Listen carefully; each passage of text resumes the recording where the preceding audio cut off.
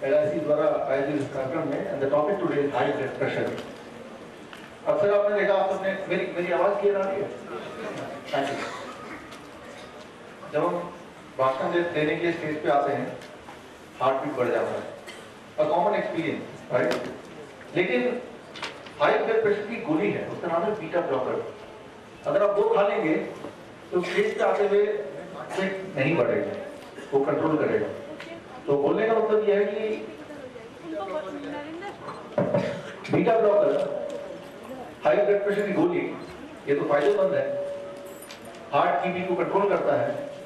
अब जरा सोचिए, यही बीटा ब्लॉकर अगर किसी जीब्रा को खिलाते हैं, जीब्रा को जंगल में, तो क्या होगा? जीब्रा जब जंगल में है और अगर कोई शेर आसपास होगा, वो देख लेगा, एहसास हो जाएगा, तो वहां से भागेगा नहीं। जो फाइट एंड फ्लाइट सिंड्रोम है, एकदम से बीपी बढ़ता है, एकदम से अलर्टनेस आती है, जिसकी वजह से हम एकदम से एक्शन में आते हैं। वो एक मैकेनिज्म बॉडी का, आपको पता है, दैट इज प्रोटेक्टिव मैकेनिज्म। वो मैकेनिज्म विल फेल, राइट? तो जो लोग बीटा ब्लॉकर लेते हैं, यानी कि वो मैकेनिज्म को वो कॉम्प्रोमाइज करते हैं। फॉर एग्जाम्पल मान लीजिए ये रेस का मैदान है और 100 मीटर रेस के लिए मैं खड़ा हूँ, राइट? और वहां से अनाउंसमेंट हो रही है 4 3 2 1। 1 के बाद एक गोली की आवाज आएगी, फिर मुझे भागना है, मान लीजिए। अब जब मैं सुन रहा हूँ 4 3 2, जब 2 की आवाज सुन रहा हूँ, इस वक्त मेरा हार्ट बीट फास्ट हो जाएगा, या जब मैं एक्चुअली भागने लगूंगा तब मेरा हार्ट बीट फास्ट होगा? पहला है दूसरा? पहला होगा। जब मैं सुन रहा हूँ, at the time my heart beat will be faster already, right? लेकिन अभी मैंने कुछ किया नहीं है, मैं आराम से सिर्फ सुन रहा हूँ, मैंने कोई एक्शन लिया नहीं है, लेकिन अभी मेरी हार्ट बीट फास्ट है ऑलरेडी। यानी कि मेरा जो बॉडी है वो प्रिपेयर कर रहा है अपने आप को उस सिचुएशन के लिए। जब मैं भागूंगा तो बॉडी में एक्स्ट्रा ऑक्सीजन चाहिए, एक्स्ट्रा न्यूट्रिशन चाहिए, एक्स्ट्रा सर्कुलेशन चाहिए, उसकी तैयारी बॉडी अभी से कर रहा है, why I am standing here. लेकिन अगर बीटा ब्लॉकर आप खाने वाले जो लोग हैं, वो जब रेस के मैदान में से खड़े होंगे और वो जब सुन रहे होंगे 4 3 2, तो उसका heart beat will be normal, right? वो रेस नहीं होगा, उसका ब्लड प्रेशर बढ़ेगा नहीं, right? So try to understand कि किस तरह से आपका ब्लड प्रेशर एक एक्सपर्ट ड्राइवर की तरह है, उस सिचुएशन को समझते हुए हमारे ब्लड प्रेशर को लगातार मॉनिटर करता है, रेगुलेट करता है, मैनिपुलेट करता है, एक सेकंड में, फ्रैक्शन सेकंड में उसको बदलता है। तो इसका मतलब ये हुआ कि बीटा ब्लॉकर जो है वो ठीक बात नहीं है। तो लेकिन ब्लड प्रेशर के कई सारे क्लासेस हैं, अलग अलग ग्रुप्स हैं। एल्डोस्टेरोन ब्लॉकर एक और है, लेकिन उसका क्या है कि वो शुरू में हार्ट बीट जो फाइट एंड फ्लाइट सिंड्रोम में हार्ट का या बॉडी का, उसको ब्रेक नहीं करता है, वो एक और सिस्टम को पे काम करता है, एंड्योरेंस पे। लगातार भागने की हमारी कैपेबिलिटी है, तो उसको कॉम्प्रोमाइज कराता है ब्लड प्रेशर को रोकने के लिए। तो जो लोग एल्डोस्टेरोन ब्लॉकर वाली कैटेगरी की दवाइयां लेते हैं, वो कोई भी काम काफी देर तक नहीं कर सकते, यानी कि उनकी जो स्टेमिना है जिसे कहते हैं, दैट इज कॉम्प्रोमाइज्ड। तो जो ब्लड सर्कुलेट होता है उसकी एक स्पीड है, उसका एक प्रेशर है, वो प्रेशर हमारी बॉडी डिसाइड करती है, बिकॉज कई सारे सिचुएशन में वो अलग अलग तरह से परफॉर्म करना होता है, अलग अलग प्रिपरेशन से होती है। आज से हजारों साल पहले जब बाकी जानवरों के हम जंगल में थे, तब हमारे बॉडी के सारे इंद्रियों को प्रदर्शन का खतरा था। खतरे में कितना ब्लड प्रेशर होगा ताकि हम खतरे का सामना कर पाए, फाइट या भाग पाए, फ्लाइट, राइट? सो ये दोनों चीजें मुझे लगता है कि इंसान और बाकी जानवरों में सबसे बड़ा जो फर्क है वो यही है। इंसान हमेशा दवा खाना चाहता है, डायबिटीज की दवा, हार्ट की दवा, बीपी की दवा, कोलेस्ट्रॉल की दवा, और भी जानवर नहीं खाता, सिर्फ इंसान ही खाता। ये सारी दवाएं उठा के अगर आप समुद्र में फेंक तो इंसान के लिए अच्छा होगा, लेकिन मशीन देना पड़ जाएंगे। तो सुनने बड़ा अजीब लग रहा है आपको, लेकिन अगर आप ध्यान सोचेंगे तो आप पाएंगे, यू विल अंडरस्टैंड, पूरी दुनिया में कभी भी किसी को भी हाई ब्लड प्रेशर की दवा की जरूरत नहीं है, जरूरत ही नहीं है कभी। वो भी है, अभी थोड़ी देर में आपको पता चल जाएगा। Nobody in this world needs high blood pressure medication, even if your blood pressure is high।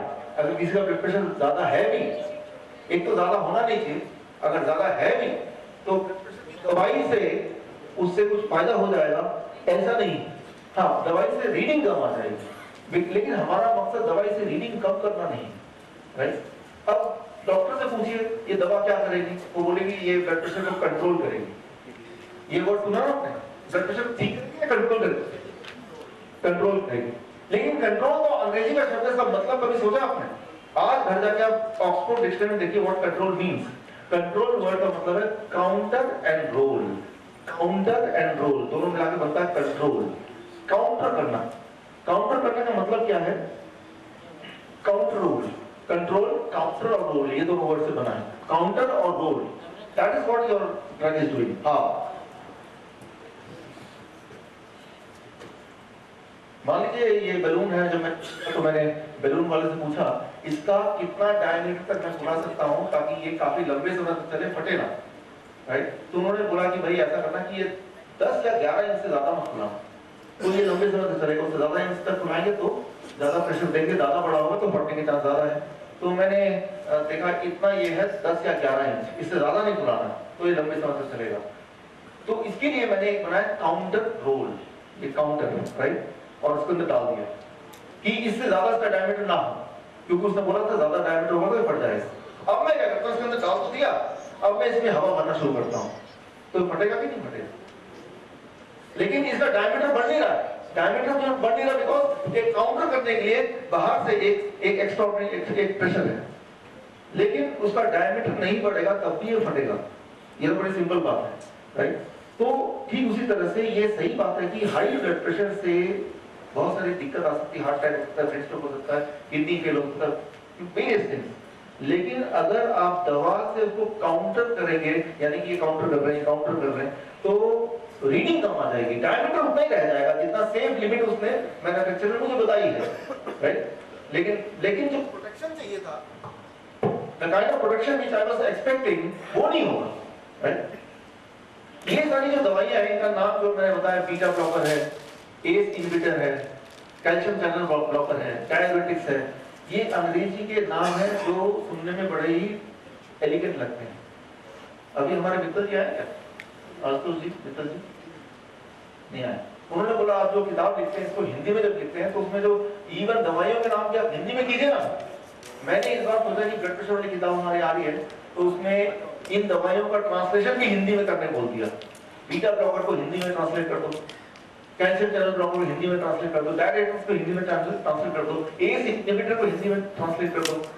तो जब ट्रांसलेट का कुछ अगर आप कोशिश कीजिए ट्रांसलेट करने का तो उसका आ जाएगा दबा दो, कुचल दो, आगे बढ़ने ना दो। तो ये सारे इसके मीनिंग है। तो अंग्रेजी में उसे बीटा ब्लॉकर बोलते हैं, रोक दो उसको, दबा दो उसको, कुचल दो। ये क्या है भाई, इनका नाम है, हिंदी में तो ये नाम हो सकता है इनका, राइट?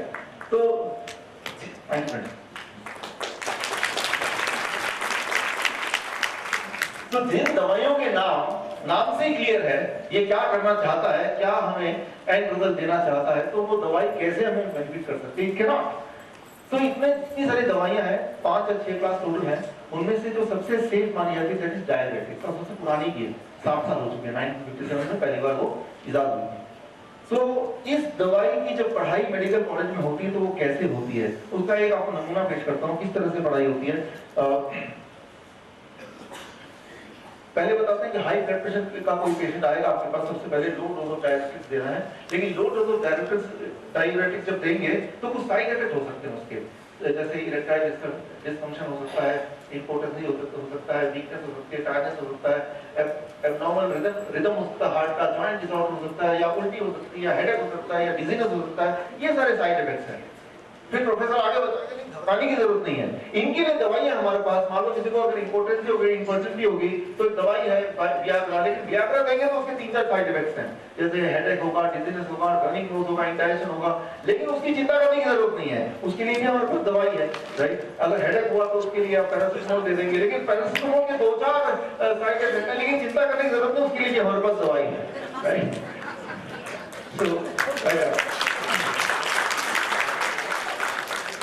ठीक इसी तरह से तो कोई आपने बोलेगा पेशेंट की मैंने आपकी दी दवाई ली है तो मुझे लिथार्जी हो गया, टायर्डनेस हो गया, कमजोरी आ गई है, चिंता करने की बिल्कुल जरूरत नहीं है। मल्टीविटामिन टैबलेट देना, यू गिव मल्टीविटामिन टैबलेट, लेकिन मल्टीविटामिन टैबलेट देंगे तो उससे कुछ लोग सह नहीं पाते, उसको डायरिया हो जाता है, नौसिया हो जाता है, वॉमिटिंग हो जाता है, राइट। और लेकिन उसकी भी चिंता करने की जरूरत नहीं है। साथ में अगर जॉइंट डिसऑर्डर है तो non steroidal anti inflammatory drugs दे देंगे, लेकिन उसके 2-4 साइड इफेक्ट है, उनमें से स्टमक अल्सर है, लेकिन स्टमक अल्सर की भी हमारे पास एक गोली है, वो भी साथ में दे देना पहले ही उसको, राइट। और वो बाद अक्सर देखा गया कि आयरन डेफिशिएंसी हो सकती है या विटामिन B12 कम हो जाता है, तो ऐसा करना, मल्टीविटामिन तो लिख ही रहे हो, 2 और लिख देना, राइट।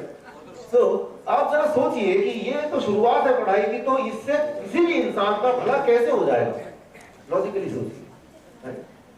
तो ये अभी डिस्ट्रीब्यूट नहीं करना, ये चार्ट अगर डिस्ट्रीब्यूट कर रहे हो तो एट द एंड ये जो मैंने आपको दिखाया ना, ये चार्ट या जो आज मैं बताऊंगा उनको समराइज करके आपको एक प्रिंट आउट वो दे दूंगा, ताकि आपको वो याद रहे। सारा कुछ एग्जैक्टली आपको याद नहीं भी रह सकता है। डायरेक्टिव्स के बारे में अगर हम बात करें तो ये देखा गया है कि ये दवाई जो लेते हैं उनका जो हार्ट अटैक का रेट है डबल हो जाता है, right. It doubles the rate of heart attack in by taking directives.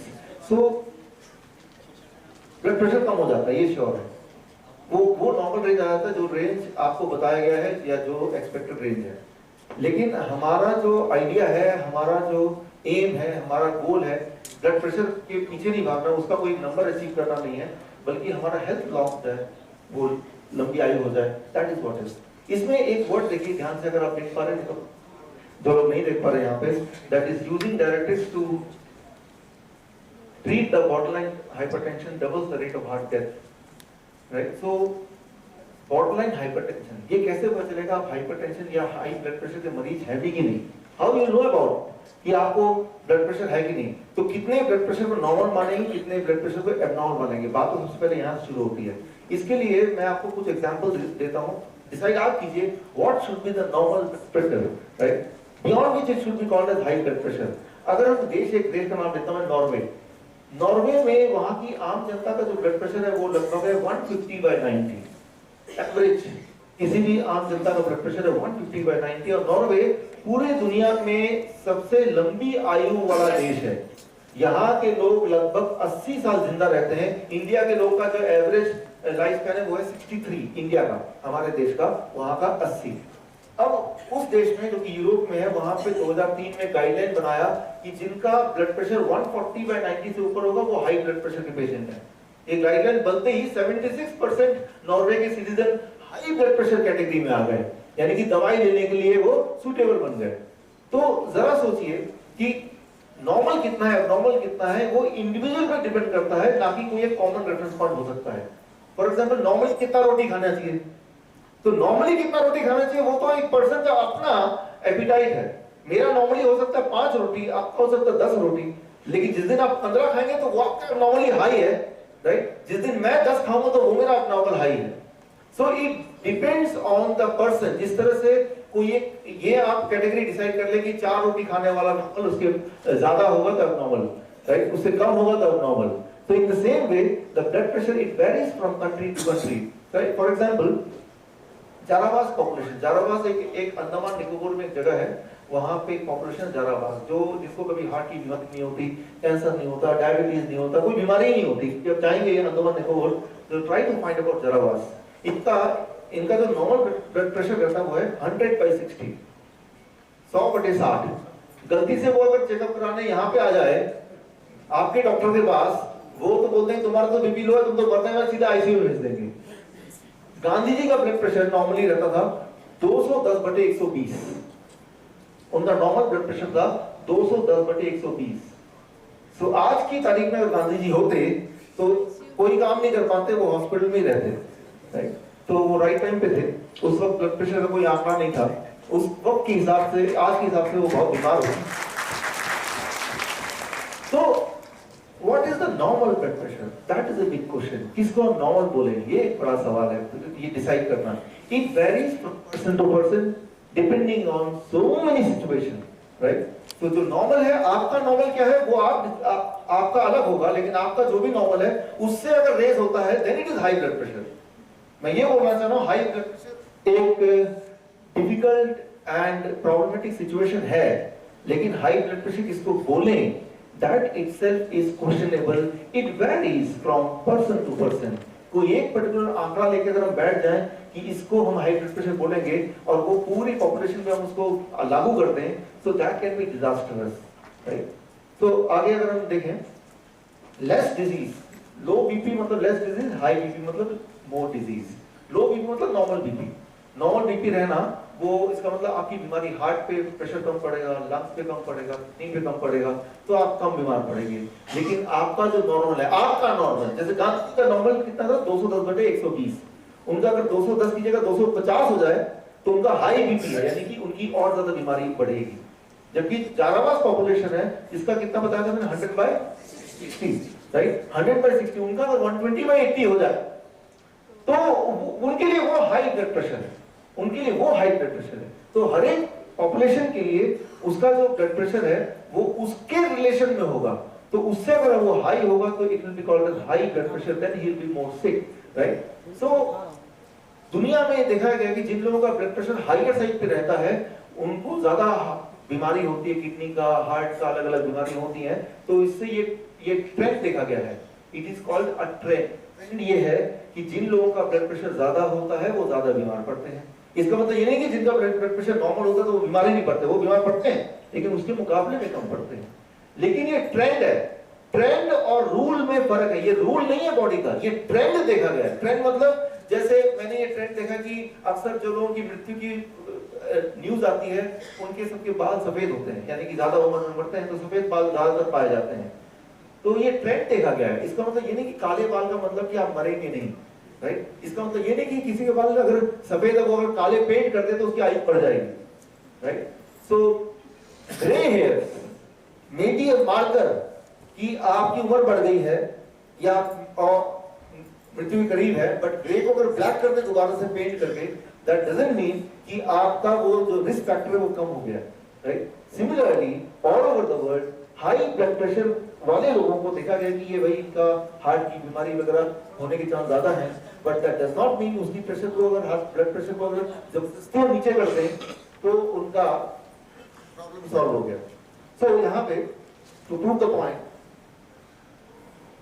ये देखा गया है 1993 का रिपोर्ट कि जिन लोगों का ब्लड प्रेशर ज्यादा होता है और वो दवा लेके ब्लड प्रेशर को कम करते हैं, मान लीजिए दो लोग हैं, एक का ब्लड प्रेशर 120/80 है और एक का ब्लड प्रेशर 160/100 है, तो 160/100 which is known to be high blood pressure, उनको दवा देके उसको ब्लड प्रेशर को 120/80 कर दिया तो रीडिंग तो कम आ गई, रीडिंग वहां से यहां तक पहुंच गई, लेकिन उसका जो रिस्क फैक्टर है वो कम नहीं हुआ, वो वहीं पर खड़ा है, सिर्फ रीडिंग कम दिख रही है, बल्कि कई केसेस में वो बढ़ गया। सो ब्लड प्रेशर की दवाई ओनली एक नंबर को कम करती है, आपको सेटिस्फैक्शन होता है कि चलो भाई एक फॉल्स सेंस ऑफ सिक्योरिटी बोल सकते हैं आप, false sense of security, right, कि अब मेरे हार्ट अटैक होने के चांसेस कम हैं। बल्कि दुनिया में देखा गया है कि 75% जो हार्ट अटैक होते हैं 75% वो उन लोगों के होते हैं जिनके ब्लड प्रेशर नॉर्मल, पैरामीटर के हिसाब से नॉर्मल देखा गया है। सिर्फ 25% का हाई ब्लड प्रेशर वाले रेंज वाले को हार्ट अटैक होता है। So there is no direct correlation between heart attack, brain stroke and high blood pressure, right. So लेकिन यहाँ पे जब पहली दवा आई है 1927 में डायूरेटिक्स, सो इससे पहले सिर्फ इतनी नॉलेज थी मेडिकल साइंस को कि ज्यादा ब्लड प्रेशर मतलब ज्यादा बीमारी और कम ब्लड प्रेशर मतलब कम बीमारी। लेकिन जब दवा आ गई है तो अब आया बात इसको मार्केट कैसे करें। तो मार्केट करने के लिए पहले तो ये डिसाइड करना पड़ेगा कि हाई ब्लड प्रेशर कितने को माने, तो पैरामीटर लाना, एक नंबर लाना अब एक मजबूरी हो गई है। उस नंबर के बिना आप ये बोल ही नहीं पाओगे भाई आपकी ब्लड प्रेशर ज्यादा है, राइट। अगर आप बोलेंगे देखिए आप ये he is a tall man, इसका मतलब एक शॉर्ट मैन दिमाग में तो होगा आपके, ये बड़ा अमीर है तो इसका मतलब एक उससे गरीब आदमी दिमाग में होगा ना, एक बेंच लाइन, राइट, एक थ्रेशोल्ड। सो उसकी जरूरत कब पड़ी, राइट, जब पहली दवा डायरेटिक्स का आविष्कार हुआ। सो तब से कि कितना ब्लड प्रेशर होना चाहिए जिसको हम नॉर्मल माने। नाउ अब जब ये ब्लड प्रेशर की दवा आई तो तब दुनिया में ऑलरेडी ये ट्रेंड एक्सेप्टेबल था कि ज्यादा ब्लड प्रेशर मतलब ज्यादा बीमारी, तो एफडीए ने ये सोचा कि कम ब्लड प्रेशर मतलब कम बीमारी। लेकिन उन्होंने ये नहीं समझाया उनको कि कम ब्लड प्रेशर कैसे भी करके ले आओ तो बीमारी भी कम हो जाएगी, ऐसा हो सकता है क्या? लेकिन उन्होंने अप्रूव कर दिया पहली दवा कि ब्लड प्रेशर को घटाने की कोई भी दवा हो तो वो ब्लड प्रेशर घटाती है तो उसको अप्रूव कर दो। अप्रूव कर दिया और देखा कि डायबिटीज की बात कर रहे हैं, मान लो अगर 850 लोग ये दवा लेते हैं 1 साल तक लगातार, तो एक केस ब्रेन स्ट्रोक का प्रिवेंट हो सकता है। मतलब 850 लोग 1 साल तक लगातार दवा लेंगे तो एक ब्रेन स्ट्रोक प्रिवेंट हो जाएगा। जो otherwise heart attack brain stroke होने वाला था उसको, लेकिन क्योंकि वो दवा ले रहा है तो उसको नहीं होगा। मतलब 849 लोगों को कोई फायदा नहीं हुआ, एक आदमी को फायदा हो गया। लेकिन वो जो एक का फिगर है वो भी अपने आप में बड़ा है। यानी कि हमारे अभी ऑडिटोरियम में करीब 400 कुछ लोग हैं, तो यानी कि आप सब लोग अगर दवा लेते हैं हाई ब्लड प्रेशर की और लगातार 2 साल लेते हैं तो एक्सपेक्टेडली एक ब्रेन स्ट्रोक बच सकता है। तो इसी आधार पे मेडिकल साइंस चल रही है, इसीलिए ये दवा, बाकी सबको भी खाना पड़ता है कि पता नहीं किस वाले को ब्रेन स्ट्रोक होने वाला है। लेकिन इसके बदले में एक बट भी लिखा हुआ है, हर इंसान को 2-3 side effect as a gift मिल जाता है। साइड इफेक्ट जैसे डायबिटीज, जैसे हाई कोलेस्ट्रॉल, जैसे मोटापा, जैसे वीक हार्ट या इरेक्टाइल डिसफंक्शन या लो इम्यूनिटी या विजन प्रॉब्लम या kidney failure, those are the side effects which you will get in exchange. इस तरह के 22 साइड इफेक्ट है और उनमें से कोई साइड इफेक्ट, कौन से वाला साइड इफेक्ट किसको मिलेगा ये कोई नहीं जानता। जब आप यहाँ से एंटर कर रहे थे तो कौन सी वाली कुर्सी पे आपको जगह मिलेगी वो आपकी किस्मत पे था, बहुत सारे फैक्टर्स पे था। Similarly, there are many factors, but that is sure, the moment you start taking those drugs, side effect एक छोटा वर्ड है, लेकिन जितना बुरा है हार्ट की बीमारी या ब्लड प्रेशर, उससे कई गुना ज्यादा बुरा और जैसे liver failure etcetera. So those are the return gift in exchange of trying to control the blood pressure with medication, right? So British Medical Research Council, उसका स्टडी ये कहता है, ये ब्रिटिश मेडिकल जर्नल में आया था 1985 में, it did not save the life and substantial chronic side effect, life को बचाती नहीं है। हाँ, एक हार्ट में ब्रेन स्ट्रोक को बचाया, लेकिन क्या करती है जब हम ब्लड प्रेशर की दवा लेते हैं तो ब्रेन स्ट्रोक को बचाती है, लेकिन उसकी एवज में हार्ट अटैक को बढ़ा देती है। यानी कि टोटल नंबर ऑफ लोग जो मरने वाले थे वो उससे है, फर्क ये होगा कि वो ब्रेन स्ट्रोक से ना मर के हार्ट अटैक से मरेगा। तो जो जिन्होंने ये ठान लिया मुझे किसी भी कीमत पर ब्रेन स्ट्रोक से नहीं मरना, भले हार्ट अटैक से मौत हो जाए, उनके लिए ये गोलियां फिर भी ठीक है, राइट? ये एक चॉइस देता है कि भाई total mortality same in both the cases, total mortality same, कि दोनों केस में 10 लोग ही मर रहे हैं, लेकिन इसमें क्या है कि वो ब्रेन स्ट्रोक से नहीं मर रहे हैं, उसकी जगह हार्ट अटैक से मर रहे हैं। तो जो ड्रग कंपनी बोलेगी कि 10 लोगों का ब्रेन स्ट्रोक से प्रोटेक्शन मिल गया, बट राइट हार्ट अटैक के केस में क्या हुआ, टोटल मॉर्टेलिटी क्या हुआ, साइड इफेक्ट क्या हुआ, वो सारी चीज 2000 हिडन, राइट? ओके, नाउ इसको थोड़ा मैकेनिज्म को समझते हैं, ब्लड प्रेशर की मैकेनिज्म कैसे होती है। उसके लिए जिस तरह से मुझे 4-5 लोग चाहिए यहाँ पे स्टेज पे, 4-5 पीपल, कोई आप में से कोई भी 4-5 लोग आ जाए, आप हर एक को मैं एक काम दूंगा।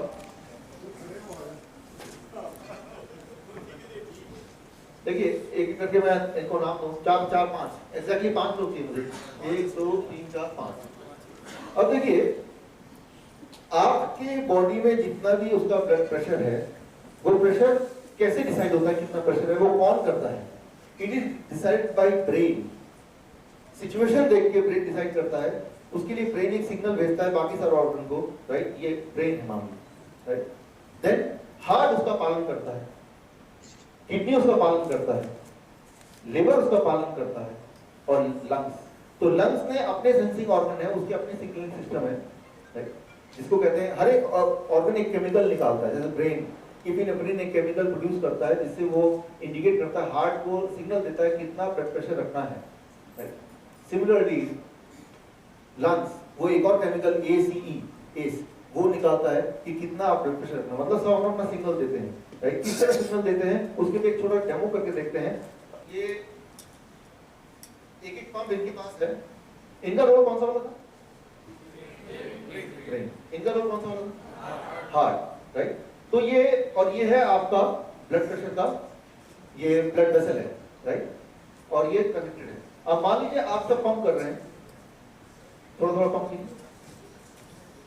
तो पंप साफ कर रहे हैं आप देख, बस ठीक ठीक ठीक हो गया।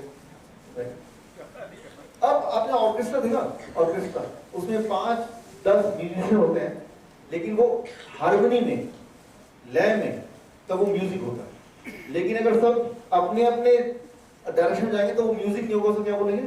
नॉइज। नॉइज कितनी देर सुन सकते हैं आप? 1 सेकंड, 2 सेकंड, 10 सेकंड। म्यूजिक कितनी देर सुन सकते हैं आप? कई घंटे, कई दिन, हमेशा के लिए, राइट? तो हमारी बॉडी के सारे ऑर्गन उस ऑर्केस्ट्रा की तरह हैं जो म्यूजिक प्रोड्यूस करते हैं। That is called your blood pressure, right? लेकिन जो ये बीटा ब्लॉकर है वो क्या करता है, इन चारों में से हार्ट के हाथ पैर पकड़ लिए तो 4 बाकी रह गए ना, तो 4 बोलेगा ये तो कर नहीं पा रहा है, तो बाकी 4 मिलके इनका कम कर देंगे। तो थोड़ी देर के लिए, थोड़े दिन के लिए तो ब्लड प्रेशर थोड़ा कम हो जाएगा, बिकॉज मैंने इसको पकड़ा हुआ है। और जब तक समझ आई बात बाकी वाले ऑर्गन को, तो उन्होंने इनको कंपनसेट करने की थोड़ा कम कर दिया। तो क्या हुआ, ब्लड प्रेशर फिर बढ़ गया। अब फिर बढ़ गया, आप डॉक्टर के पास जाएंगे, डॉक्टर बोलेगा क्या कि ठीक है भाई, अब मैं एक ऐसी दवा दूंगा जैसे बोलते हैं एस इनहिबिटर, जो लंग्स को भी पकड़ लेगा। तो लंग्स मान लीजिए ये है, तो अब आप 2 दवा ले रहे हैं, एक बीटा ब्लॉकर ले रहे हैं, एक एस इनहिबिटर ले रहे हैं। तो वो बीटा और दोनों मिलकर क्या कर रहे हैं, एक ने इसको पकड़ा हुआ है, एक ने इसको पकड़ा हुआ है, लेकिन अभी भी तो 3 है ना।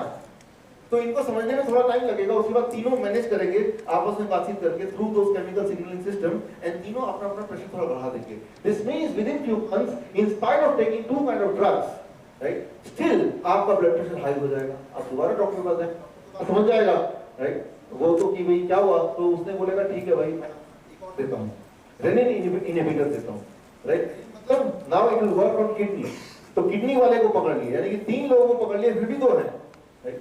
तो इस तरह से आप ये समझिए कि ब्लड प्रेशर की दवाई जब भी आप लेंगे, परमानेंटली कभी भी ब्लड प्रेशर कंट्रोल में आ ही नहीं सकती। Technically it is not possible, right? क्योंकि ये सारे जो ऑर्गन है टुगेदर एक अच्छे ऑर्केस्ट्रा की तरह, एक टीम वर्क की तरह आपस में कोऑर्डिनेट करके तब डिसाइड करते हैं उस सिचुएशन को देख के कि कितना ब्लड प्रेशर होना चाहिए, and then the blood pressure is decided. That is what is the blood pressure right now.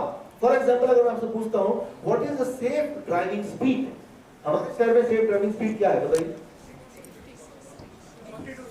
मान लीजिए 40 बोल रहे हैं, कोई 60 बोल रहे हैं, ठीक है, मैं इनकी बात देता हूँ, 60 is the safe driving speed. मैं अपने गाड़ी की स्पीड को 60 पे सेट कर देता हूँ कि जब भी गाड़ी स्टार्ट होगी वो 60 पे चलेगी, ना तो ज्यादा ना कम, एग्जैक्ट 60 पे चलेगी। क्या वो सेफ होगा रियल मायने में?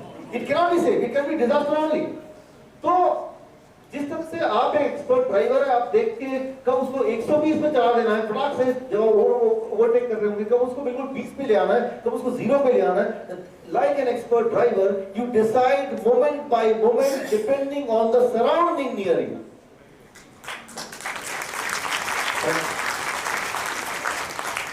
कभी अगर कोई आपका गाड़ी की स्पीड को कम करने की आंखों में पट्टी लगा दे, या दोनों हाथ बांध दे, या पैर बांध दे, राइट, उससे स्पीड कम हो जाएगी, आपको दिख नहीं जाए, you may be driving little slowly, but क्या वो सेफ माना जाएगा? It can not be called as safe. आप सोच रहे हैं, कई बार लोग बोलते हैं कि बीपी गोली चल रही है, मैं उनको बोलता हूं बंद कर दीजिए, अरे इसी की वजह से तो जिंदा है आदमी, स्टार्ट हो गए। तो मैं बोलता हूं, मुझे तो ये सोच के आश्चर्य होता है कि इसके बावजूद भी आप जिंदा है। तो बीपी की गोली की वजह से जिंदा नहीं, बीपी की गोली के बावजूद भी आप इतने समय जिंदा, ये एक बड़ी बात है। तो आप ये समझिए, आप में जो लोग ब्लड प्रेशर दवाइयां लेते हैं, कि भगवान ने हमारी बॉडी, ये गाड़ी इस तरह बना दिया है कि इतना सारा पॉइजन लेने के बावजूद भी गाड़ी इतनी लंबी चल रही है, और हम जिंदा भी हैं, सारे काम भी कर पा रहे ठीक ठाक, राइट? तो you have to have faith on it.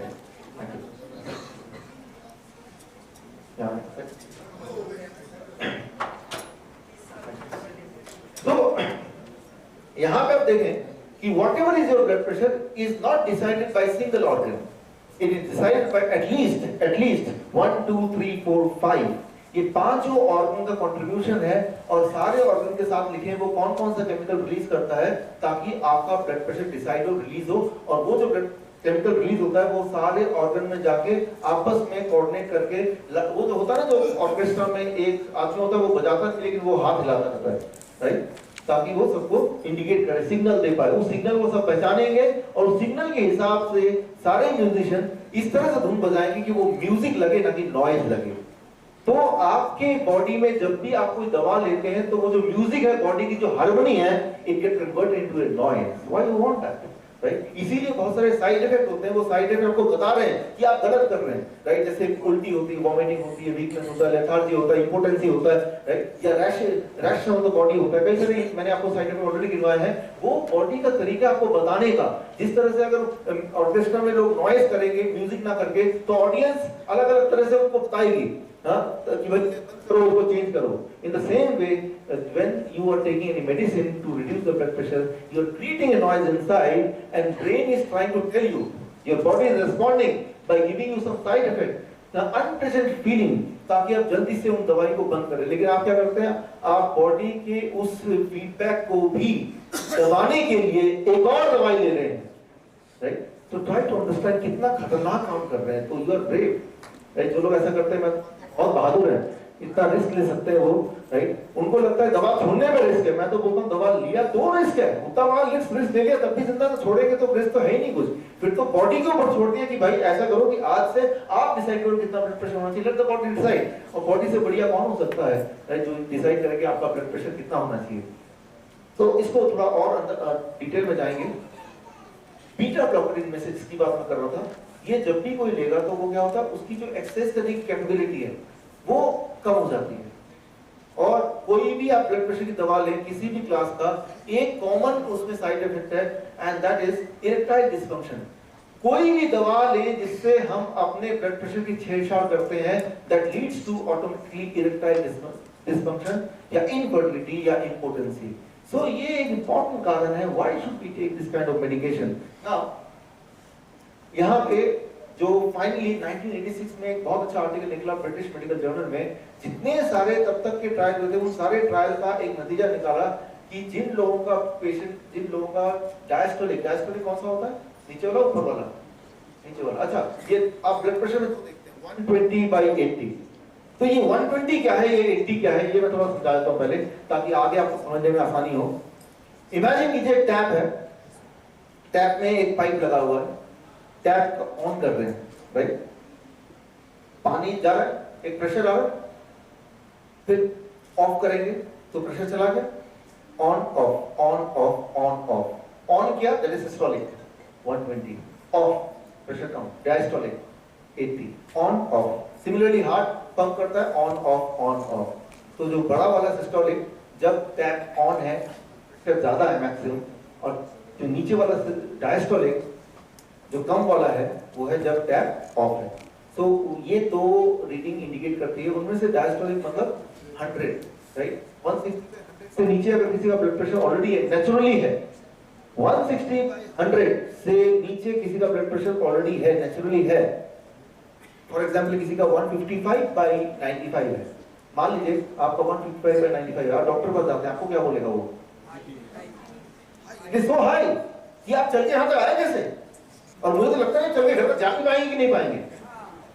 ये यही वाला डायलॉग होता है, बिल्कुल कॉमन डायलॉग होता है। और आप बोलेंगे मैं तो अपने पैर पे चल के आया हूं, तब पता नहीं मुझे भगवान कैसे आए हैं, लेकिन मैं ये बता सकता हूँ कि मेरी कोई गारंटी नहीं है अगर आप यहाँ जा पाएंगे नहीं। लेकिन आप फिर भी बोलेंगे कि नहीं नहीं मैं चला जाऊंगा, चिंता मत करो, और तब वो डॉक्टर सोचेगा ये मेरे ट्रैप में, जाल में नहीं फंस रहा है, तो वो क्या करेगा, आपके घर फोन कर देगा कि देखिए इनका तो 155/95 है, ये मैं गारंटी नहीं देता कि वो जाएंगे कैसे, आप बताइए उनका क्या होगा। डॉक्टर साहब आप उनको वहीं पकड़ रखे, हम वहीं आ रहे हैं, राइट? तो उनको परमिशन मिले। अब वो अकेले नहीं आएंगे, पूरा परिवार और दोस्त इकट्ठे होकर आएंगे, और डॉक्टर बोलेगा पता नहीं क्या होगा 155/95। डॉक्टर साहब कुछ भी कीजिए, जितना पैसा लगे, जो मर्जी कीजिए, हम लिख के दे रहे हैं। वो बोलेगा लिख के दो, जब मैं कुछ करूंगा सर्जरी मरोड़ जाएंगे तो अब कहाँ पैसा देंगे और कौन लाश लेके जाएगा, तो आप सब कुछ लिख के देंगे, राइट? जरा सोचिए, वो पहले लिखवा लेते हैं ताकि वो अगर पेशेंट ना रहे तब भी कोई ऐसा फीस में कोई दिक्कत ना है, राइट? तो try to understand according to the conventional sense, conventional doctor, it is really very high blood pressure, but अभी तक का डेटा ये कहता है कि उतने प्रेशर में किसी को दवा दिया तो उसको कोई फायदा नहीं होगा, उसको नुकसान होगा, राइट? सो जो एक्चुअल रिकॉर्ड कहता है। तो अब सवाल ये आता है कि अगर ऐसा है कि मेडिकल साइंस, देखिए पहले तो मेडिकल साइंस क्या है और मेडिकल हिस्ट्री क्या है। हम मेडिकल इंडस्ट्री को मेडिकल साइंस समझते हैं।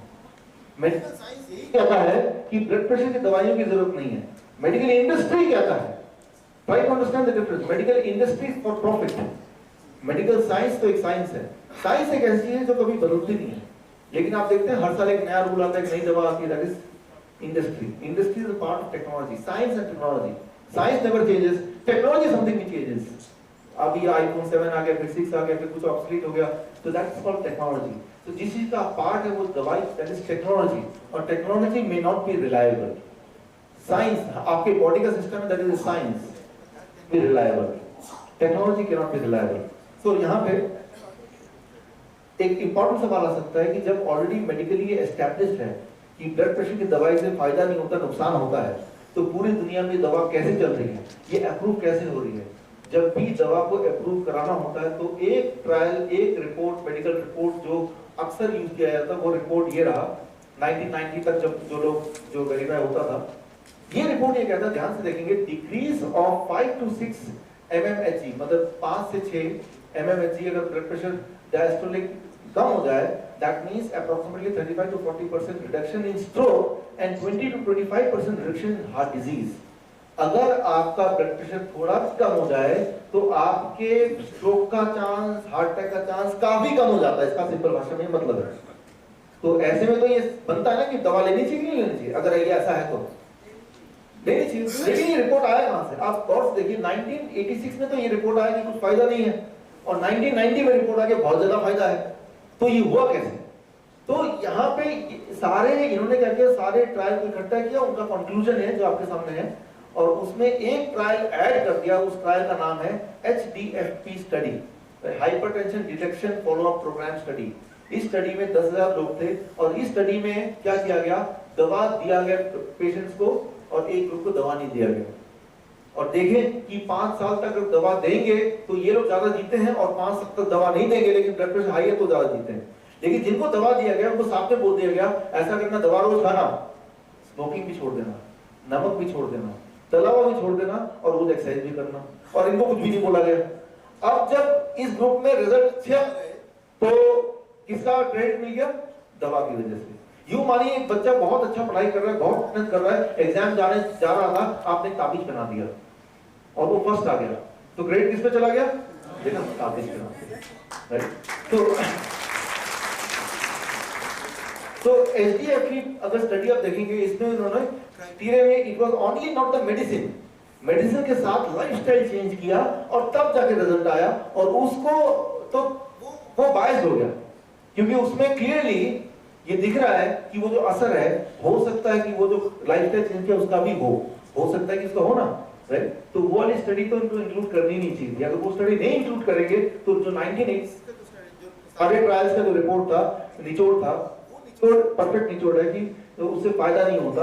एटलीस्ट 100 से कम जिनका डायस्टोलिक रहता है उनमें तो पक्का ही फायदा नहीं होता, ये तो एस्टैब्लिश है ही है, राइट। तो जो मेडिकल इंडस्ट्री को, मेडिकल साइंस को कैसे इन्फ्लुएंस करती है उसका एक छोटा सा नमूना मैंने आपको यहाँ पे दिया। सो यहाँ पे it is all about business, ये सारा कुछ बिजनेस है। छोटा मोटा बिजनेस नहीं, दुनिया का सबसे बड़ा बिजनेस, कंट्रोलिंग द मनी। मैं आपको उसका एक उदाहरण देता हूँ, ये बहुत इंपॉर्टेंट इंटरेस्टिंग उदाहरण है। हमारे देश की बात करें तो 1947 जब देश आजाद हुआ था, उस वक्त की बात करें, उस वक्त पूरे भारत में जो हाइपरटेंशन, हाई ब्लड प्रेशर के पेशेंट थे वो लगभग 1% था, 1% राइट। फिर आगे करते करते करते करते आज की तारीख में बेंगलोर की बात करें तो वहां पे जो एडल्ट पॉपुलेशन है उसमें अबाउट 45% आर हाइपरटेंशन पेशेंट। लेकिन आप गौर से देखिए, हरियाणा जहाँ पे 1985 के बाद 1993 में एक अचानक पीक दिख रहा है, एकदम पीक आ गया, दिख रहा है स्ट्रेट लाइन ऊपर की तरफ, राइट। मतलब इतने अचानक 2-3 साल में खूब सारा 10% हाइपरटेंशन पेशेंट से 5% से वो एकदम 30% कैसे बढ़ा। जयपुर, राजस्थान पहले कितना था, राइट, 5 और 4%, राइट, 5.4 और एकदम 31%। वो इसलिए हुआ 1993 में हाई ब्लड प्रेशर का डेफिनेशन चेंज हो गया। उससे पहले ये था कि 160/100 से ऊपर जो है वही हाई ब्लड प्रेशर के पेशेंट है, और जैसे ही उसको 140/90 कर दिया, एकदम से पेशेंट 3-4 गुना बढ़ गए। Get the point? पेशेंट की हेल्थ वही की वही है। यूं मानिए प्रिंसिपल को सपना आया, उन्होंने बोल दिया कल से जिनके पास 80% से कम है वो भी फेल है, और खूब सारे बच्चे फेल होने लग जाए। तो दिमाग में आएगा यार आजकल बच्चे कितने फेल होते हैं, बट द ट्रूथ इज कि बच्चों की इंटेलिजेंस वहीं पे है, लोगों की हेल्थ वहीं पे है। जैसे JNC joint national commission report 5 जो 1993 में रिलीज हुई थी, जैसी वो रिपोर्ट आई एकदम से इंडिया का जो हाई ब्लड प्रेशर के पेशेंट का जो पॉपुलेशन है वो 3-4 गुना बढ़ गया, एकदम से वो स्टीप हो गया। लेकिन इंटरेस्टिंग बात देखेंगे, ये ग्राफ आप देखिए कि जैसे जैसे 1947 जब 1% लोगों का हाई ब्लड प्रेशर था, आज की तारीख में 45% तक आ गया एडल्ट पॉपुलेशन में, मेट्रो सिटीज की बात कर रहा हूं। ठीक इसी तरह से एक और ग्राफ है, वैसे वैसे ये डॉलर का ग्राफ, जैसे जैसे लोग इंडिया का ब्लड प्रेशर की पॉपुलेशन बढ़ रही थी वैसे वैसे डॉलर का रेट भी बढ़ रहा था, उसी तरह से एग्जैक्टली। जब देश आजाद हुआ था तब $1 का मतलब $1, आप $1 देंगे तो $1 मिलेगा, राइट। फिर उसके बाद 1967 में $1 लेने के लिए $5 देने पड़ते लगभग, राइट। उसके बाद 1997 में $1 ले 31 रुपीस देने पड़ते। आज की तारीख में $1 लेना हो तो 67 रुपीस देने पड़ते हैं। तो आप दोनों ग्राफ को साथ साथ रखिए, आप देखेंगे ये पहला ग्राफ देश के ब्लड प्रेशर का ग्राफ और दूसरा ये डॉलर का ग्राफ। दोनों ग्राफ में एक चीज कॉमन पाएंगे, वो 1993 में जब जॉइंट नेशनल कमीशन का प्रेशर का आंकड़ा बदला, उनका जब गाइडलाइन बदले, उसी वक्त डॉलर में सबसे ज्यादा छलांग आई, राइट। तो आप ये आपको अंडरस्टैंड करना होगा कि ये कोई छोटा मोटा खेल नहीं है, it is not a small thing, इसके पीछे बहुत बड़ी कॉन्स्पिरेसी है। जरा सोचिए आज की तारीख में दोबारा से अगर $1 का मतलब $1 अगर हो तो इकोनॉमिक्स में total it will be something else which is unimaginable। तो मैं ये बोलना चाह रहा हूँ, ये ब्लड प्रेशर की दवाई की जरूरत नहीं है। लोग वो पूछते हैं नहीं कुछ तो फायदा होगा इसका, हाँ बहुत फायदा है, लेकिन उसके लिए जो बेच रहा है ना कि जो ले रहा है, राइट। इसके बारे में और डिटेल में अगर आपको जानना है तो एक किताब है हार्वर्ड मेडिकल यूनिवर्सिटी की लिखी हुई, 2014 में रिलीज की थी, उसकी कॉपी है मेरे पास। ये रिपोर्ट आप डिटेल में पढ़ेंगे तो आपको थोड़ी थोड़ी बात समझ आएगी। You can read it after this, इनको या मैं आपको पीडीएफ भेज सकता हूं, वैसे तो ये नेट में अवेलेबल है अदरवाइज भी। सो यहाँ पे reducing blood pressure by 12% with diabetes increase the cholesterol by 8%, decreases the glucose metabolism। मतलब क्लियर है कि जो भी ब्लड प्रेशर की दवाइयां लेंगे तो एक तो जितना आप लेंगे उतना कोलेस्ट्रॉल बढ़ता जाएगा और उतना शुगर का लेवल बढ़ता जाएगा। मतलब आप कोई एक बीमारी के पेशेंट नहीं रहे, अब वो पैकेज में हो गया। इसलिए दुनिया में देखा कि 75% जो पेशेंट है वो सिंगल दवा नहीं लेते, जो डायबिटीज और बीपी दोनों साथ साथ चलता है, ये पैकेज में मिलता है। एक लिया तो दूसरा ले तो पहला लिया है। कौन सा पहले किसकी बारी आई वो एक क्वेश्चन है, लेकिन ये जरूर है कि एक अकेला नहीं रहेगा, दोनों या तीनों थोड़े दिन में जुड़ने ही वाले हैं, यानी कि this becomes a triple industry, right.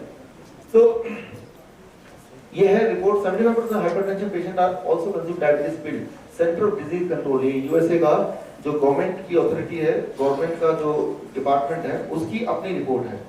तो अब यहां तक समझ आ गई का साइंस क्या है, उसका कॉमर्स क्या है, उसकी कॉन्स्पिरेसी क्या है, ये तो बात समझ आ गई। समझ आया कि high blood pressure is not good.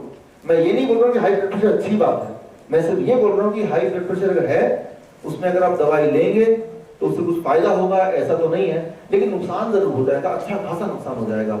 जैसे आप दवाई लेंगे कुछ दिनों में आपको हाई कोलेस्ट्रॉल की दवा भी मिल जाएगी, उसके कुछ दिनों में आप डायबिटीज पेशेंट बन जाएंगे, उसके बाद मल्टीविटामिन वगैरह चल रहे हैं, फिर इम्पोर्टेंसी की दवा चल रही है, फिर आर्थराइटिस की दवा चल रही है, वो जुड़ता ही जाएगा। आप देखेंगे इंडिया की बात करें कि कॉमन मैन का एक कॉमन मैन का 1/3 पैसा इस तरह की दवाई में जाता है।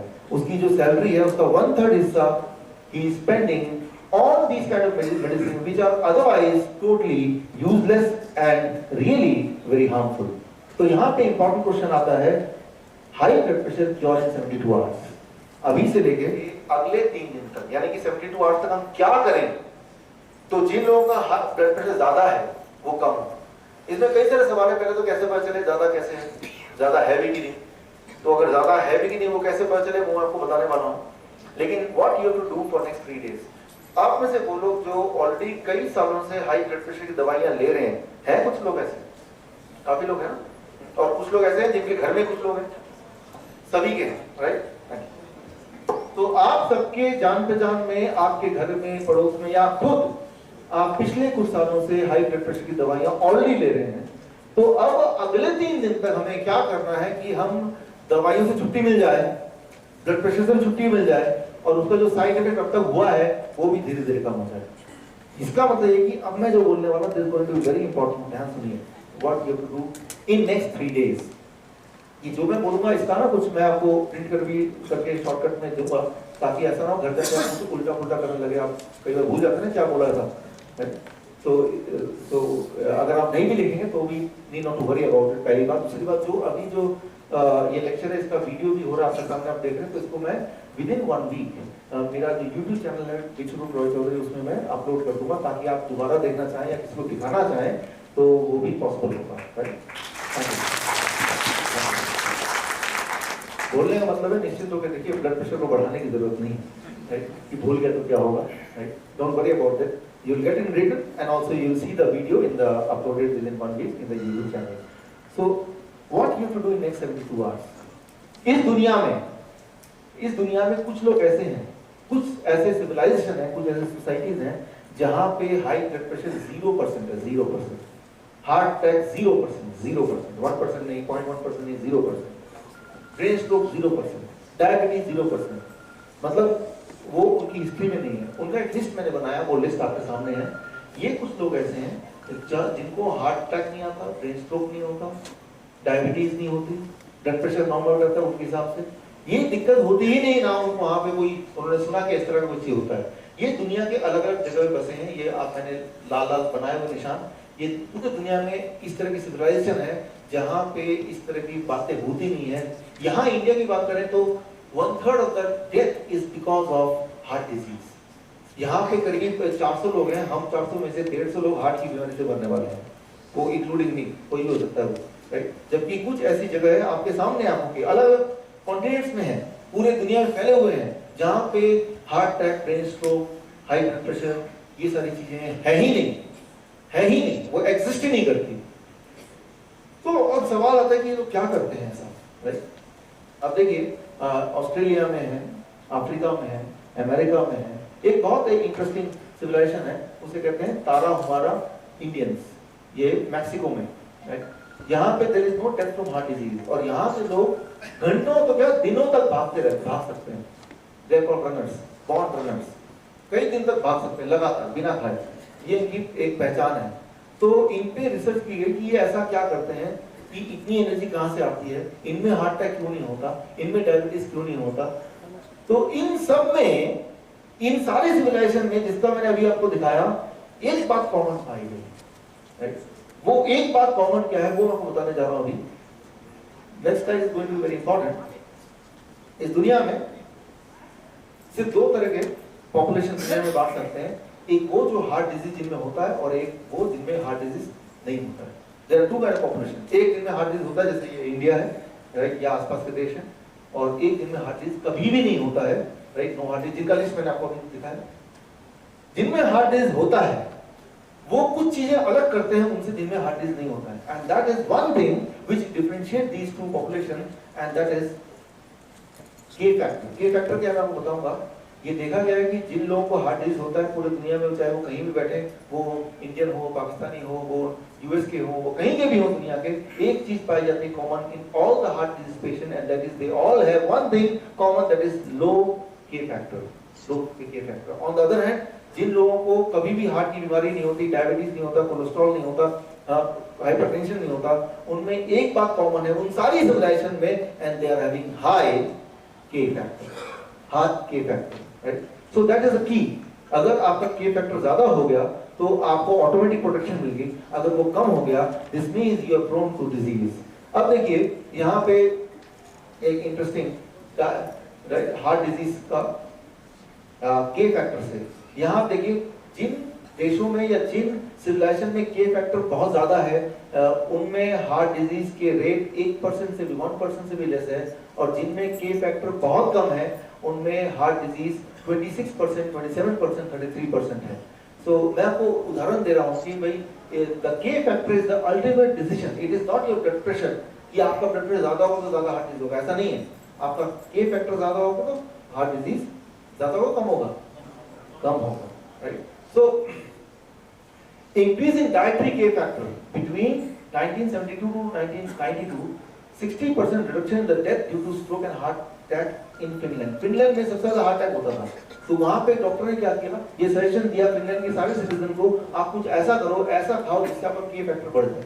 और जैसे ही उन सबका के फैक्टर बढ़ा तो पूरे फिनलैंड में 60% तक heart disease, brain stroke, heart attack कम हो गए इन 20 सालों के अंदर। ये बहुत बड़ा न्यूज था, लेकिन ये न्यूज सिर्फ मेडिकल जर्नल तक आया और मेन स्ट्रीम मीडिया तक नहीं आया, क्योंकि मेन स्ट्रीम मीडिया में आता तो ये तो कोई भी देश करेगा, और कोई भी देश करेगा तो वहां पे हार्ट डिजीज का रेट एकदम से ड्रॉप होगा, राइट? तो यहाँ पे इंटरेस्टिंग बात आपके दिमाग में, व्हाट इज के फैक्टर, उसको कैसे करना है, उसी पे हम आ रहे हैं।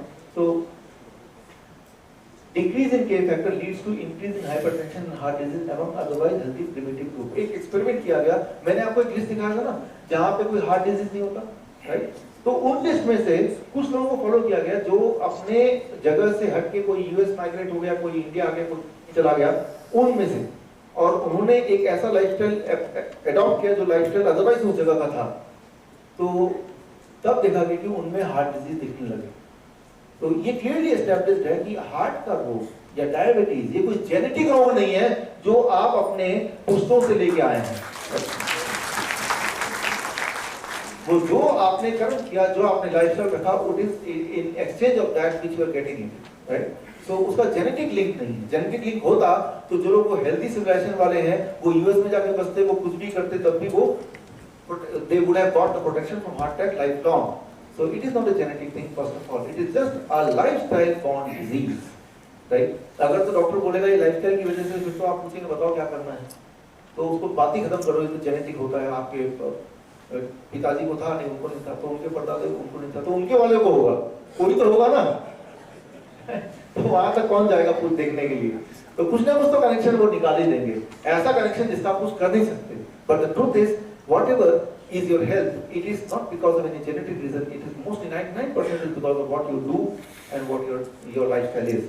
That if it is so, this means it can be changed, it can be modified 100%. ये एक अच्छी बात है कि अगर ऐसा है तो वो तो हमारे हाथ में हुआ फिर, तो हमें क्या करना होगा, इस पे हम आते हैं। अब देखिए पूरी दुनिया में 1904 से लेके अलग अलग टाइम पे अलग अलग डॉक्टरों ने, अलग अलग साइंटिस्ट ने मेडिकल ट्रायल करके देखा। उन ट्रायलों के मैंने ये नाम लिख दिए हैं, और उन ट्रायलों उन डॉक्टर के नाम है और वो कब कब हुए। और उन सारे ट्रायल में ये देखा कि जैसे ही उन्होंने लोगों के डाइट में के फैक्टर को बढ़ाया, ये देखा गया कि वहां पे हार्ट डिजीज का डेथ वो एकदम घट गया, राइट? ये सारे बहुत फेमस ट्रायल्स हैं, राइट? ये सारे फेमस एक्सपेरिमेंट्स हैं, ये लिस्ट है। तो एक तो ट्रायल नहीं है, खूब सारे ट्रायल, उसमें से भी जो सबसे बड़े वाले हैं उनके आपके सामने मैं दिखा रहा हूँ यहाँ पे। So अब K फैक्टर क्या होता है, इस पे बात आती है। K factor is potassium, that is K, symbol होता है उसका, sodium that is Na। Sodium, potassium बटे सोडियम, इसका जो रेशियो है इसे मेडिकल टर्म में बोलते हैं K फैक्टर। एक सिंपल बात आप याद रखिए, आपका सेल्स है बॉडी में, आपके मिलियंस ऑफ सेल्स हैं, हर सेल के अंदर जितने तरह के मिनरल्स आपको चाहिए, करीब 15 तरह के मिनरल हमारे बॉडी को चाहिए, जितने तरह के विटामिन चाहिए, करीब 15 या 13 तरह के विटामिन चाहिए, वो सारे मिनरल, वो सारे विटामिन आपके सेल्स के अंदर होते हैं, हर सेल के अंदर होते हैं, राइट? ठीक उसी तरह, अच्छा ये बताइए सोडियम और पोटेशियम ये मिनरल है कि विटामिन है? मिनरल है, राइट? तो ये उन मिनरल विटामिन में से दो हैं जिनकी बात हम कर रहे हैं, दो इंपॉर्टेंट, सोडियम एंड पोटेशियम। इन दोनों का टोटल जो होता है वो कांस्टेंट होता है, sodium plus potassium total is constant, यानी कि अगर सोडियम को बढ़ाएंगे तो पोटेशियम उस रेशियो में घट जाएगा, क्लियर है, राइट? लेकिन दोनों टुगेदर मिला के वो 100 है, तो अगर सोडियम को 60 कर देंगे तो पोटेशियम कितना रहेगा? 40, और अगर पोटेशियम को 60 कर देंगे सोडियम 40 हो जाएगा। तो दोनों मिला के टोटल कांस्टेंट रहता है, क्योंकि जो सेल्स के अंदर जो स्पेस है इन दोनों के लिए, वो इन दोनों को ग्रुपिंग की है और उनका स्पेस एक लिमिटेड है, तो दोनों मिला के टोटल टोटल कांस्टेंट है, राइट? तो के फैक्टर को बढ़ाने के लिए इनमें से कौन सा वाला ज्यादा होना चाहिए? Potassium should be higher, right? Potassium को हायर, कौन सा वाला कम करना? सोडियम। तो द ट्रुथ इज कि आपको सिर्फ एक ही चीज करना है, अगर आपको ब्लड प्रेशर को नॉर्मलाइज करना है, अगर आपको डायबिटीज को खत्म करना है, अगर आपको हाइपरटेंशन खत्म करना है, हार्ट डिजीज खत्म करना है, कि आपको अपने के फैक्टर को बढ़ा देना है। के फैक्टर को बढ़ाने के दो तरीके हैं, या तो पोटेशियम को ज्यादा कर दीजिए या फिर सोडियम कम करती है। दो तरीके से, दोनों में से जो आपको ठीक लगे, या दोनों को ही कर दीजिए कि इधर सोडियम को घटा दिया, उधर पोटेशियम को बढ़ा दिया। जितना ज्यादा और जितनी जल्दी करेंगे उतना आसान रहेगा, राइट। तो मैं तो यहाँ बताऊंगा कि 3 दिन में कैसे करना। आप देखेंगे, आप हैरान हो जाएंगे कि दवा सारी छूट गई। हाइपरटेंशन वाले जो पिछले 3 साल से ले रहे थे, लेकिन अब आपका ब्लड प्रेशर जितना दवाई के साथ रखोगे उतना बिना दवाई के लेने लगा, राइट। तो अगर ऐसे ही कि आपको एक ब्लड प्रेशर चाहिए जो दवा के साथ रखोगे, वो तो बिना दवाई के रहेगा, तो ब्लड प्रेशर आपकी दवाइयां छोड़ना आपकी मजबूरी हो जाएगी। You are forced to stop it, because अगर आप नहीं छोड़ेंगे तो that will become a low blood pressure। वो अपने आप में एक और मेडिकल कंडीशन है, उससे भी ज्यादा खतरनाक मेडिकल कंडीशन है। तो यहाँ पे K फैक्टर का मतलब क्या है, that you understood। K factor को बढ़ाना कैसे है, you have understood, right? कि उसमें पोटेशियम का लेवल को बढ़ा दो या फिर सोडियम के लेवल को घटा दो, या फिर पोटेशियम को बढ़ा दें और साथ में सोडियम को भी घटा दें। तो that is a better approach, that is a faster approach, it is a sure approach, right? So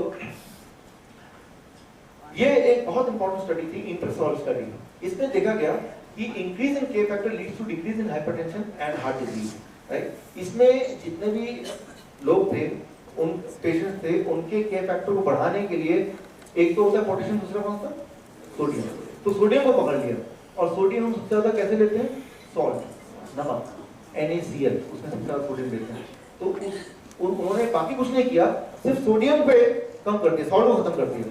जैसे ही सॉल्ट खत्म किया, के फैक्टर बढ़ेगा घटेगा, जैसे ही के फैक्टर सॉल्ट खत्म किया, के फैक्टर बढ़ गया, और के फैक्टर बढ़ने का मतलब ब्लड प्रेशर नॉर्मलाइज हो गया, हार्ट डिजीज वहीं पे थम गई, ब्रेन स्ट्रोक के जो चांसेस वो कम हो गए, और दवा भी छूट गई, राइट। तो यहाँ तक जहाँ तक पहुंचे हैं, यहाँ तक में तो एक टिप आपको मिला। अगर आप कुछ भी नहीं करते, 3 दिन एक्सपेरिमेंट करने में अगर आपको सिर्फ सॉल्ट को आप 0 कर देते हैं एक्सपेरिमेंटली, हमेशा के लिए नहीं बोल रहा हूँ, एक्सपेरिमेंटली 3 दिन में सॉल्ट 0 करते हैं, तो भी आपको दवा खत्म करनी पड़ेगी, तब भी ब्लड प्रेशर वहीं पे रहेगा जहां जो दवाई के साथ था, क्योंकि के फैक्टर ने बढ़ा दिया। Try to understand that, right.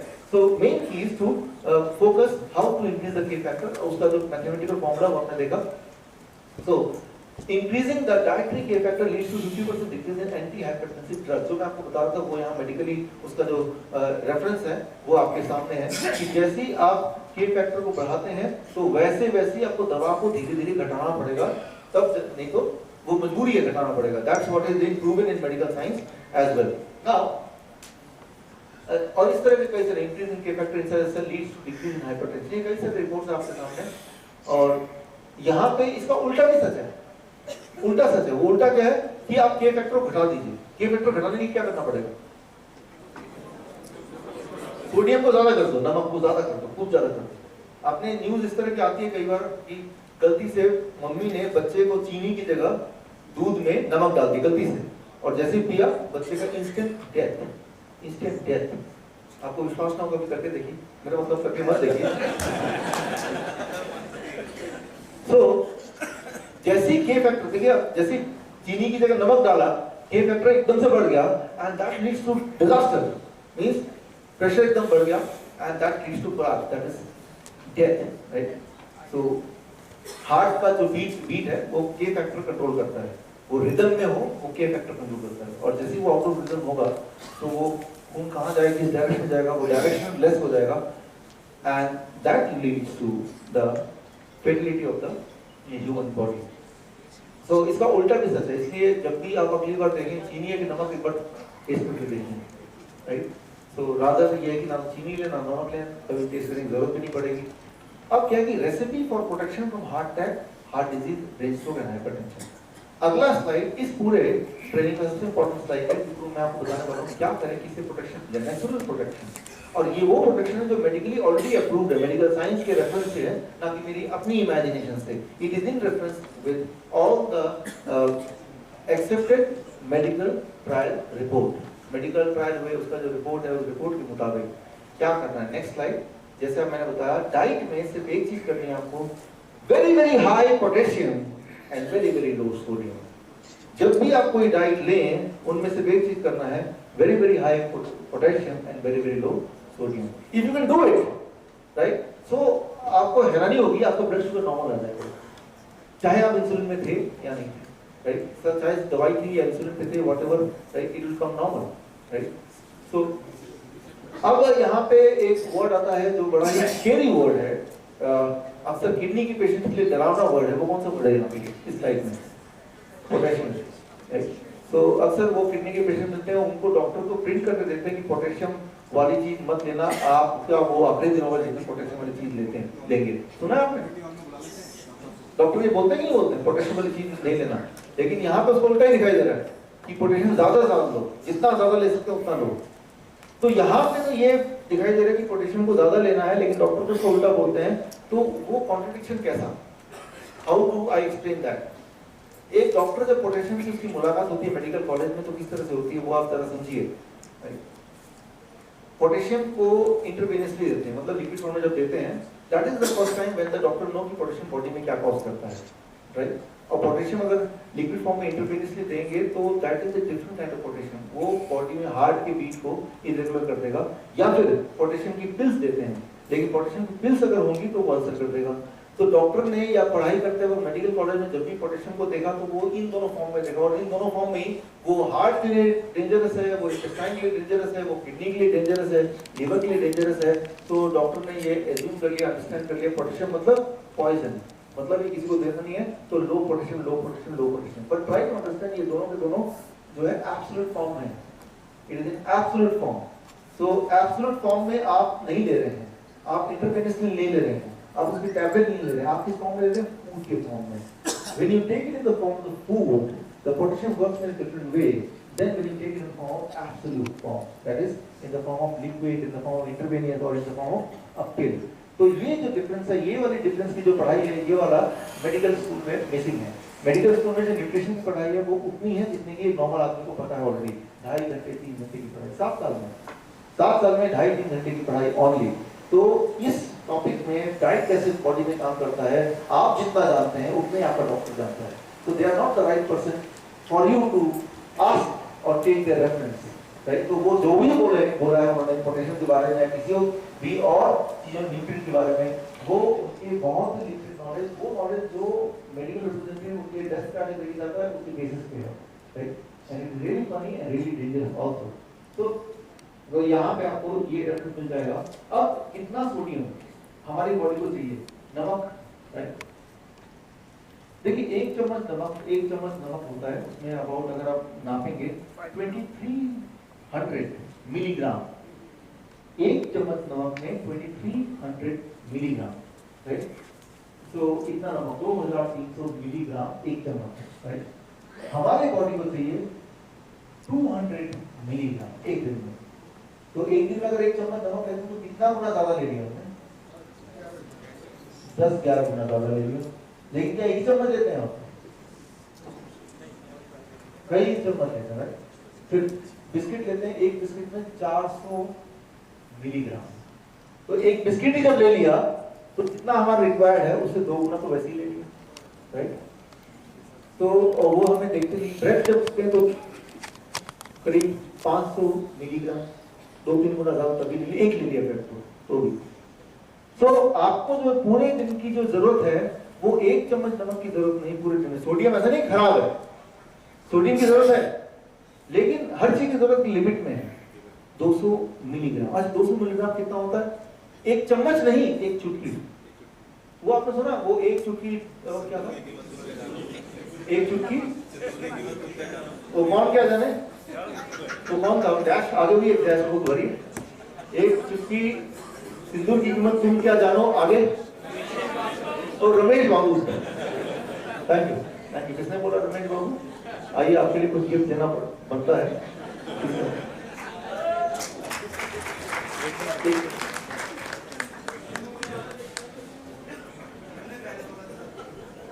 अब ये रमेश बाबू जहां पे है, अच्छा अगली बार एक और सवाल पूछूंगा, उसमें देखेंगे।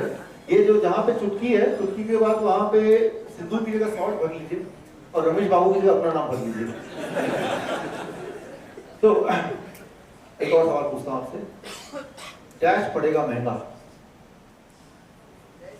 क्या पड़ेगा महंगा? कहीं तो टीवी में आता है बेचारे, हाँ धूम्रपान पड़ेगा महंगा। धूम्रपान महंगा तो पड़ेगा, लेकिन ये नमक भी पड़ेगा महंगा, राइट? मैं आपको एक एग्जांपल देता हूँ कि ये जो जैसे बोलते धूम्रपान करना, राइट, दैट इज ट्रू, लेकिन जो नमक है वो उससे कई गुना ज्यादा खतरनाक है। जब कोई स्मोक करता है उसको पता है कि मैं स्मोक कर रहा हूँ, लेकिन जब वो नमक जाता है बॉडी में किसी फूड के थ्रू, वो पता ही नहीं हमें, right? So that is more dangerous, right? क्योंकि हमारे बॉडी की रिक्वायरमेंट आपको बता दिया, और जितनी हमारी बॉडी की रिक्वायरमेंट है ऑन एवरेज उसका 100 गुना लेते हैं every day. On average we take 100 time more than that every day, and even then we think that we should be healthy. उसके बावजूद भी हम ये उम्मीद लगा रहे हैं कि हमें हेल्दी होना चाहिए, राइट? वो कैसे होगा? तो यहाँ पे ये जो नमक वाली बात है, एक बहुत बड़े डॉक्टर से आज से 40 साल पहले एक डॉक्टर हुआ करते थे, उनका नाम था डॉक्टर कब्बर। डॉक्टर कब्बर, उन्होंने एक बार बोला था, सरदार मैंने आपका नमक खाया है। तो उसने क्या बोला? तो ले अब क्या खा? गोली। तो वही तो आप कर रहे हैं, घर में नमक खाते हैं, फिर डॉक्टर पर जाते हैं, डॉक्टर बोलता गोली खा।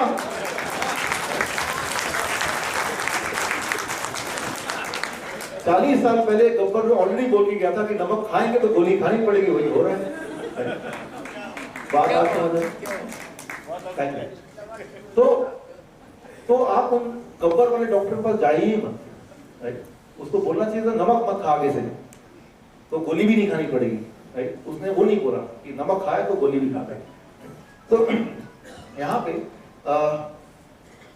अगर हम देखें इंसान की हिस्ट्री, ह्यूमन बीइंग की हिस्ट्री, पिछले 50 साल की हिस्ट्री, 50,000 साल, सॉरी 50 नहीं 50,000 ईयर्स, राइट? जब इंसान सिविलाइज होने लगा था, सिविलाइजेशन में आया था, जब वो थोड़ा बहुत टूल्स बनाने लगा था, जब वो बाकी एनिमल से डिफरेंटली बिहेव करने लगा था, दैट वाज 50,000 ईयर्स।